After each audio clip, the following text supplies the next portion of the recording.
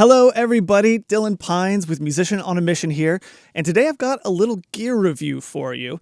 Not something we usually do on this channel, but I was really excited whenever I started using this plugin that I just really felt like I needed to show it to you.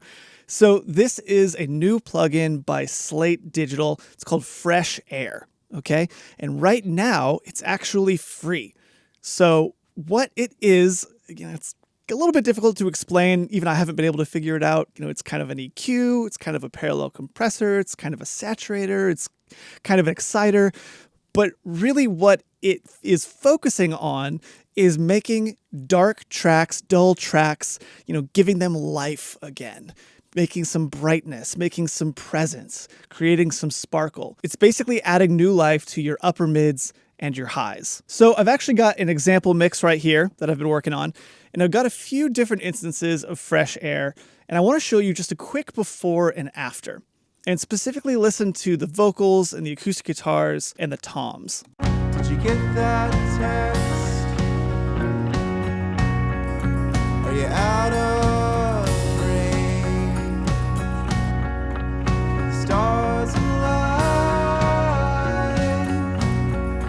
Do you remember my name? It's amazing. I turn these plugins on and all of a sudden the mix just opens up.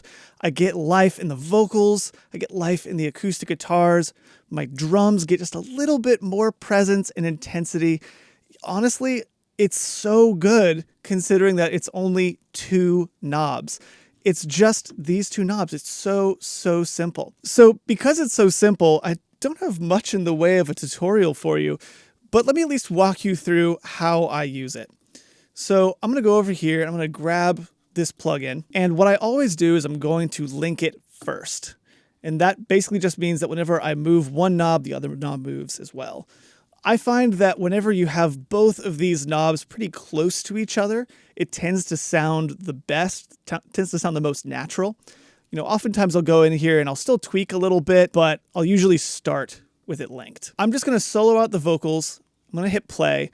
And I'm going to just start to turn this knob up until it sounds like I've gotten too much brightness, maybe a little bit of harshness, and then I'm going to back off because I've gone too far. Did you get that text? Are you out of range? So that's definitely too far, so I'm going to start backing off. Did you get that text? Are you out of range? I'm feeling pretty good about that. So now I'm going to make sure that I haven't increased my loudness too much. So I'm just going to go and check out my RMS level, which is that little blue ball that you saw up here.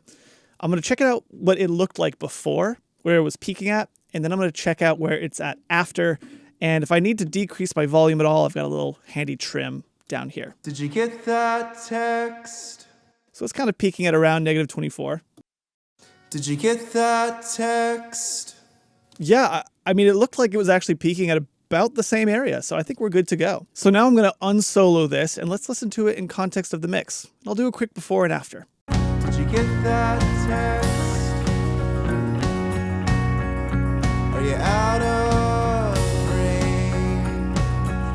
The difference is kind of stunning, if I'm being honest with you. So this is definitely a plugin that you can use on any kind of instrument that has a lot of upper mids and top end energy, especially if you have something that, again, needs more life. It's especially helpful for a lot of home recordings, because you see a lot of dull and dark tracks when people do actual recordings in a space that wasn't meant for recording. And so if you're trying to kind of compensate for that issue, this might be the plugin to do it. And again, what's amazing about it is it's free, at least at the time of recording this. So I would definitely go check it out. It's probably at this point my favorite free EQ, although it's not really an EQ. Again, it's a lot of different things that are going on behind the hood. But regardless, I definitely give it a big thumbs up from me. So that's going to about do it. If this review was helpful for you, remember to like and subscribe. We do tutorials on mixing and recording and all different things in the DIY music sphere every single week. So we'd really love to help you grow in any way we can. So this has been Dylan Pines with Musician on a Mission. And remember, create regardless.